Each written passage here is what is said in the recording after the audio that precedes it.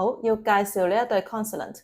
咁咧，其實咧睇個樣都知啦，其實佢哋咧都係由兩個 consonant 組成嘅。咁第一個就由呢個 t 加 sh， 呢一個咧就由 d 加 z 組成嘅。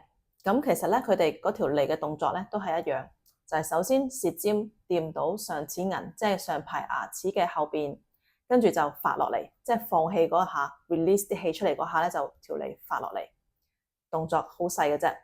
咁一個係voiceless 啦，強噴氣；一個係 voiced，讀嘅時候聲帶要震，弱噴氣嘅。好，試下咯喎。好啦，呢個咧聲帶要震，其實同上面嗰個動作一模一樣，但係聲帶要震咯。